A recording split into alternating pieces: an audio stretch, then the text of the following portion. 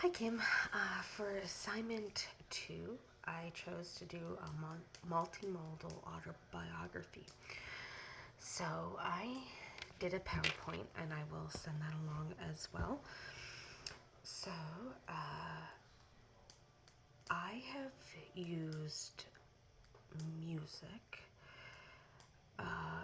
for my own way of learning to spell, learning to learn new words. So I'm going to start off in my early years, and this is the PowerPoint flows with this from the age 4 to probably 5 or 6. Um, I remember I came from a very traumatic childhood, um, and at this point, I didn't realize that it was helping me learn.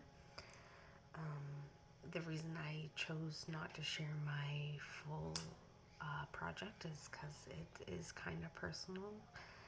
Um, so I remember when we would get in trouble, my mom would hold us and she would sing Michael Row Your Boat Ashore. So that would be one of my earliest memories of actually remembering this song. And she would sing that a lot, and that was the only one that I really remember. Still my early years into my teen years. This is quite a bit of where my music actually came in to into my learning, and now I realize that it did help me. So at the age of 6, I was put into foster care, and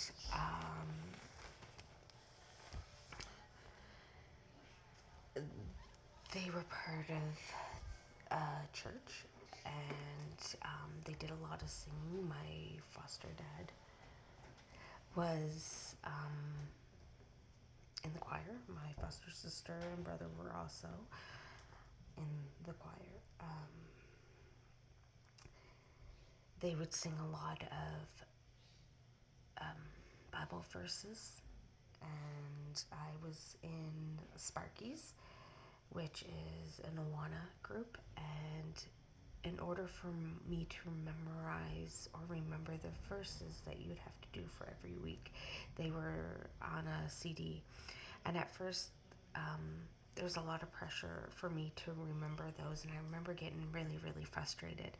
And then they got a CD and put it into the CD had the songs of the verses, and that's when I started to pick it up.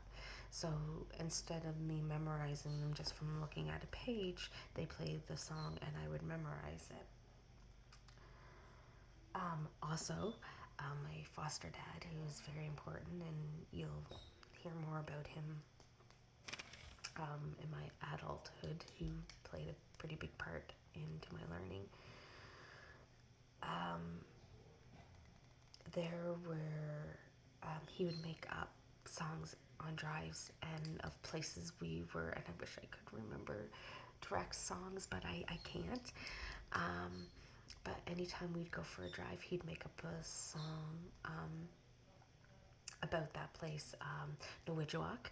I remember him breaking it down into a song about Now Would You Walk. So that's how I would remember Nowidjawak and how to say it.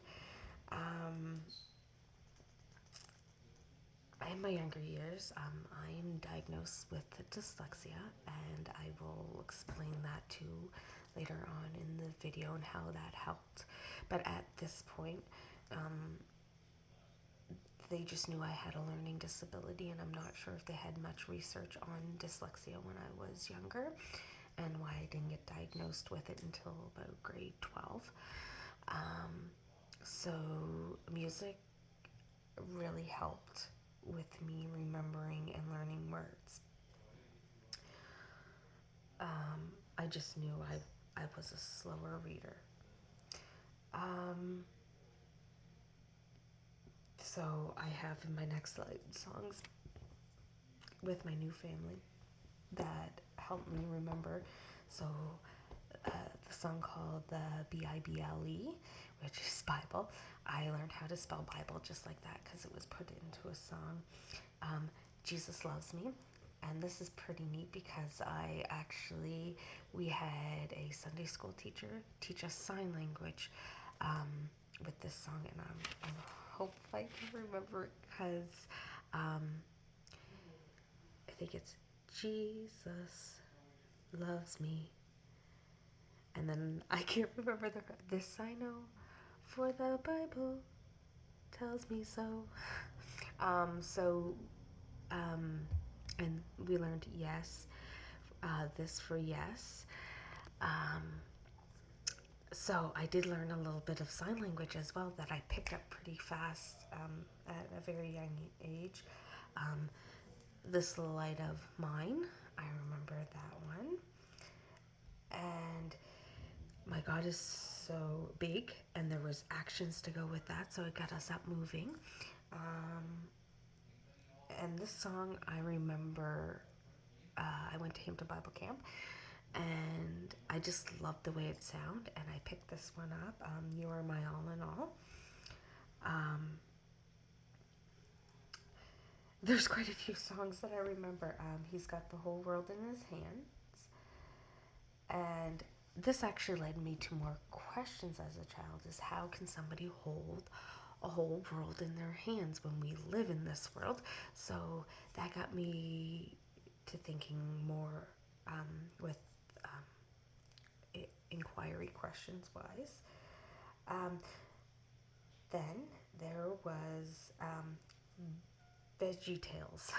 So this was actually a movie, or it was on VHS. So I also learned off of that as well, and it sang the whole way through, and I can still remember most of the movies. There's a song called the Hairbrush Song, and it was a cucumber singing this song, and I always wondered, why did the cucumber need a hairbrush? Because he had no hair. And I remember bits and parts of this song, so I think it went, no hair from a hairbrush, no hair from a hairbrush. And I remember my brother and sister and I always watching that and laughing because he had no hair. And then finally, at the end of the song, he had his friend Peach who had hair, and he gave his hairbrush to the Peach. The next one is Bigger Than the Boogeyman. And I remember this one playing a very important part in my younger years because of my situation when I was younger. My dad was abusive, and I was a very scared little girl. And this song actually helped me feel a little bit better because my father was pretty much my boogeyman. So this helped me learn to deal with that. Even though I'm scared, I can still rely on people to help me through, and I don't have to be as scared. So yes, music helped me with learning words and saying words, but also it helped me with my social emotional part of my life. So as I got older, so middle school and part of my high school, I went through a very dark stage, I'm gonna call it, where I was very angry. Music helped me actually focus on my schooling. When I would do homework and stuff at home, I would listen to music, and it helped me actually focus on my work. But I was put in to music lessons in grade 6, And my favorite song to sing was My Heart Will Go On by Celine Dion. Beauty and the Beast by Celine Dion and Amazing Grace were my favorite songs to sing. And I learned those words quite quickly. So the darker parts of my middle school, I listened a lot to Eminem. I was very angry at my father, so so I listened to a lot of Eminem songs, and I probably learned a few colorful words from him, but at that age, I related to it. So probably the most relatable songs from Eminem would be "Cleaning Out My Closet," "Sing for the Moment," and "Soldier." The most relatable one would be "Cleaning Out My Closet." There's a part, I'm not going to say one of the words, but where he says his father split, so which means his father left. He never even kissed me goodbye. That stuck with me, and I think that would be why I kind of stuck to that song. And I'm going to come back to my teenage years because they kind of affected me in my adulthood as well. So that was that was all middle school and part of my high school where I was really kind of angry. The other part of high school, I was 17 when I got pregnant, and my music started to shift and how I was learning. I went from yes, music helped me learn to spell and say words, but it didn't stick. I didn't have meaning, and it helped with my social emotional, but I didn't feel like I had really good meaning to a positive outlook until I got pregnant, and it shifted. I used music more for uplifting myself. I also sang a lot to my daughter. I would sing "You Are My Sunshine" a lot, even after she was born, and it's carried on kind of as a tradition with the next three. And I'll get in, I want to touch base with that as well as I move into my adulthood. But yeah, my daughter at the age of just a little over a year could sing "You Are My Sunshine." So, adulthood. I was a stay-at-home mom for many years, so I was fortunate enough that I got to read a lot of books to my children. Again, "You Are My Sunshine" was a big song. I play a lot of music, a lot of variety of music for my children, and I think that builds on a culture too. Is I've also learned a few French words and a few Spanish words from music, which I can listen to a song pretty much once or twice, and I can memorize the words and I can sing along with them.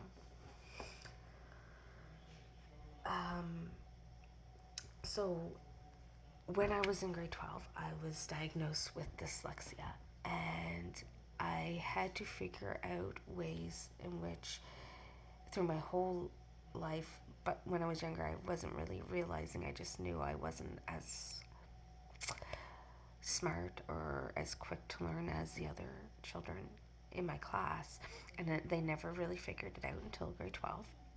And so I just started from grade 12 figuring out how I can learn and what ways to help before, and I clued in that music was a big part.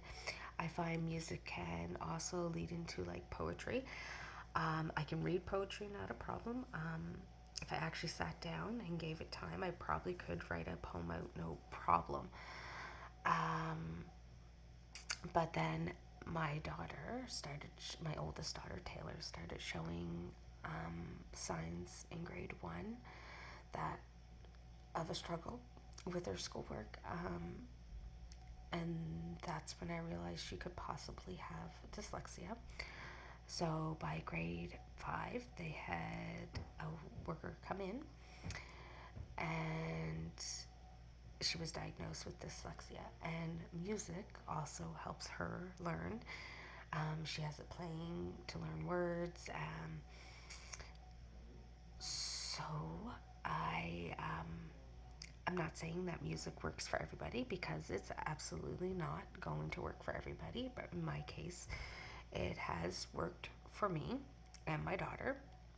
But I find also too in the school system that there's some classes, many teachers have been including getting the children up dancing and learning from music.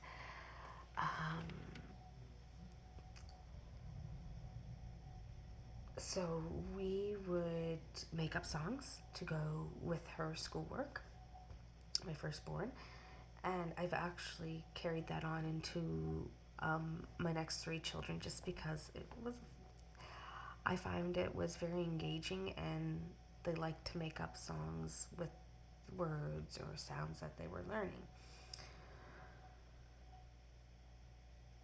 So I'm in my adulthood. This is a bit of a hard topic for me to talk about. I had lost my dad, my foster dad, but I call him dad, right before I went to college. And I didn't think I was going to go.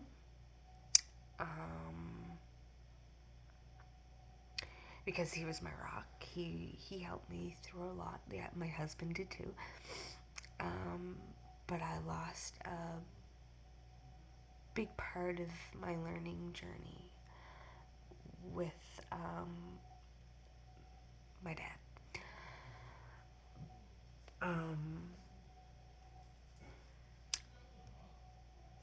When I made the decision to go, was actually from 2 different songs, which I'm going to read some of the lyrics from. These lyrics right here were what helped me with my social emotional. Daddy, I'm afraid. Won't you stay a little while? I never thought I'd see the day I had to say goodbye. Daddy, please don't go. I can't do this on my own. There's no way that I can walk this road alone. Well, Daddy grabbed my hand and said, just 'cause I'm leaving, it don't mean that I won't be right by your side. When you need me and you can't see me in the middle of the night, just close your eyes, say a prayer. It's okay. I ain't scared. I won't be here, but I'll always be right there, even though I'm leaving. I ain't going nowhere. I ain't going nowhere.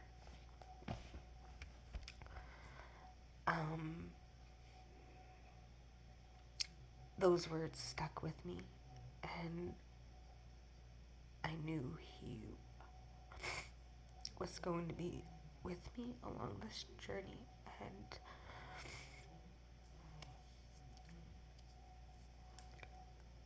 that's what I've held on to help me learn. He supported me through pretty much everything, even like learning that I had dyslexia, and he would help me find ways to succeed in life.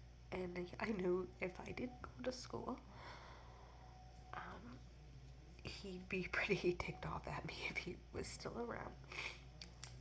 This is why part of the reason I didn't want to personally share, because this is my journey. And if I feel this way hearing certain songs, I also often wonder how children feel too. Um,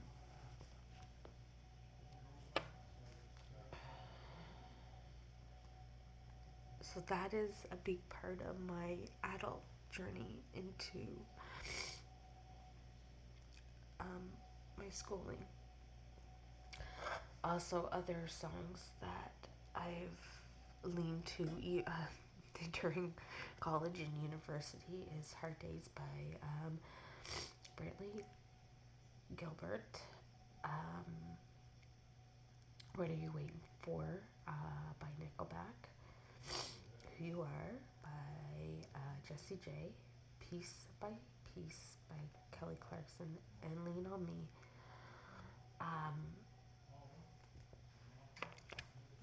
I have used many of those songs to help me, and I've actually explored some of the words. I mean, again, not everybody's going to use music the way I do, but I'm hoping that working with young children that I can give them a good experience in school with the teaching, because it has taken me a long way in my life. One more personal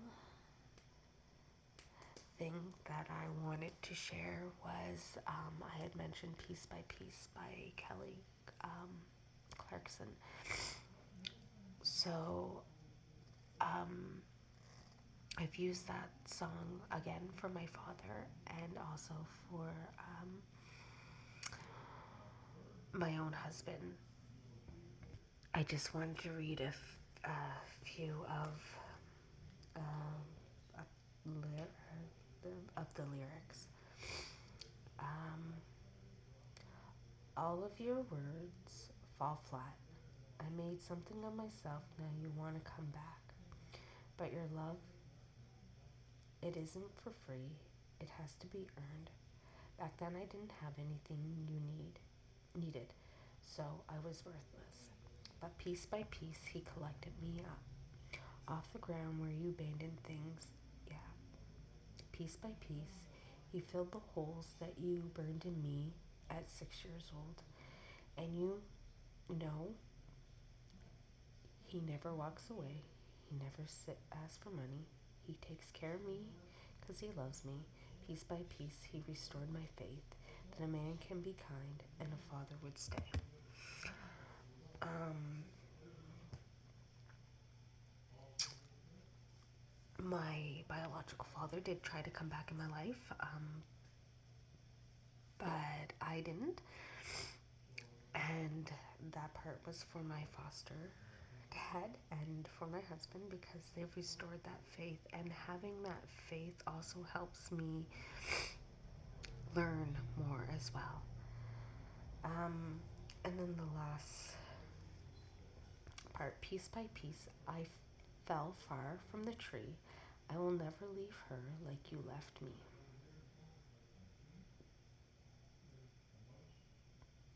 And she will never have to wonder her worth, because unlike you, I'm gonna put her first. And you know he'll never walk away. He'll never break her heart. He'll take care of things. He'll love her. Piece by piece, he restored my faith that a man can be kind and a father should be great. Um,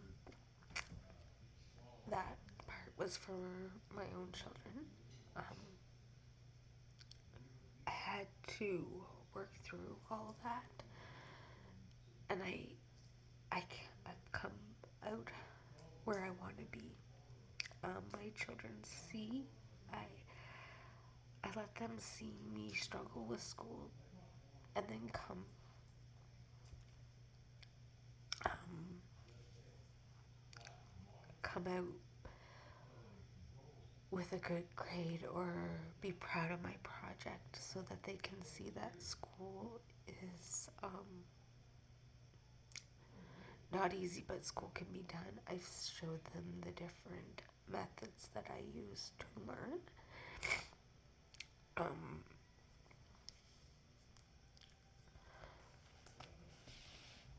So that was my past and pretty still my present of multimodal learning or literacies. Songs that I have actually used, and techniques that I've actually used in the classroom I'm in right now, and when I worked at the Early Learning Center, were Jack Hartman songs. The children seem to really enjoy that, and it gets them up learning, and a lot of them will copy. I did a relief. I was teaching plurals in literacy class probably a few weeks ago, and I was like, you know what, instead of me saying it, maybe let's see what they would do if I showed a video. And I found it's called the 7 Plural Rules in a Rap Song by Mr. Spelling. And those kids just got up out of their seat, and I didn't say they got up moving, they were singing the song. And I thought to myself, they took that in better than me sitting up at the whiteboard and writing it down. Baby Shark, I used that song in my early learning center when we were learning about sharks. And yeah, it was a great way to get the children up and moving.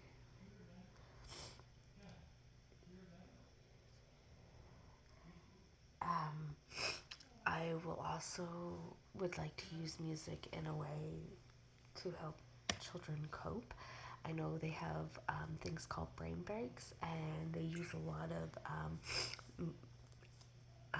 music to get the children up and moving and going after learning for so long in the school, which I really like. I really like to see, because the children, they do need that break. Some children may learn their ABCs better to music, or you can even sing it yourself. Today, with today's technology, you have lots of it. So, like things like a smart board, getting the kids up there, or the children up there to even write, doing it on their own.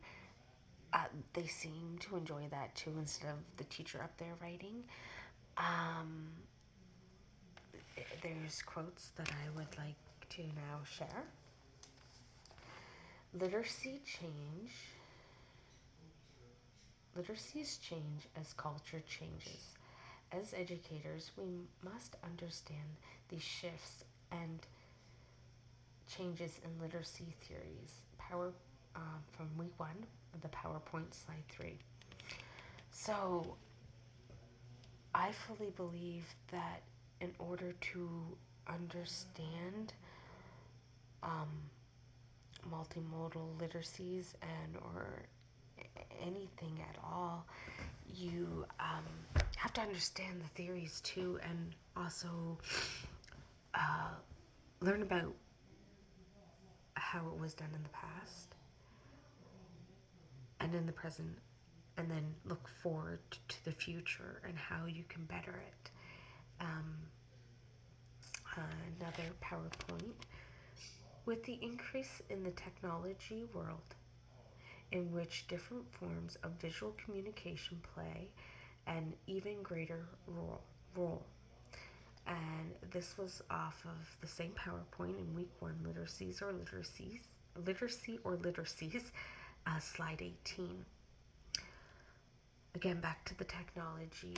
Our world is full of technology now. And that actually brings me to my next quote. I want to say this along with this quote. If our schools continue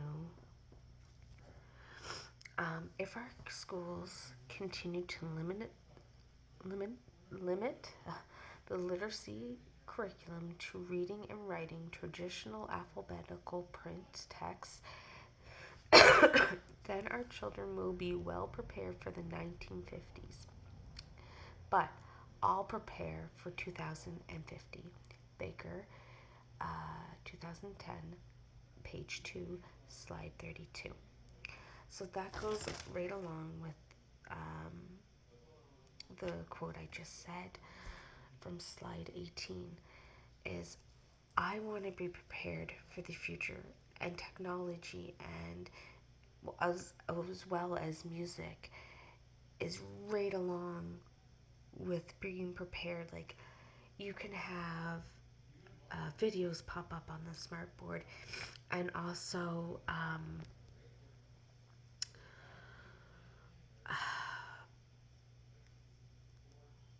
the words, the children can read the closed captions as, along with that. I've also even added books into my math lessons, and actually we didn't have the book in our class, so I YouTubed it, and it was How Long is a Foot, and we were doing measurement, and the kids took right to that.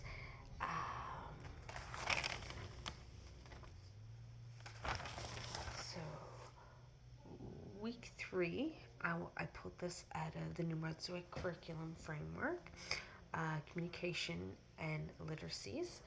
Children should have many opportunities to explore, examine, share, listen, sing, move, and respond to music they create themselves or that others create. So, having different types of music too can build around culture. Like as I said, I've learned Spanish words and French words from songs. I'm sure that if you have somebody from a different culture and they bring their music in, children may pick that up really quick as well.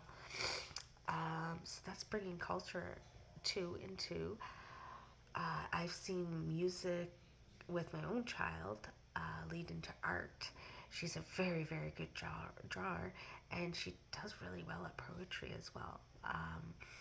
So I've seen that play into different, even helping her with her math when we would make songs up about adding and subtracting. I'm starting to do that with my younger ones as well.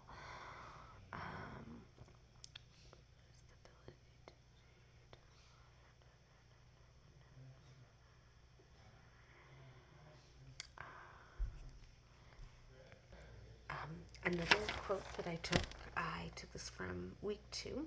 Efficient compulsory communication requires young people to be able to comprehend, respond to, and compose meaning through multimodal text in diverse forms. Victoria State Government 2020. I chose this because even though it's just music, it can be transformed into many different texts, like audible books. Even like if you don't have a book in your classroom, you can actually YouTube the book and somebody can read it, and it might give a different scenery too than the teacher reading all the time.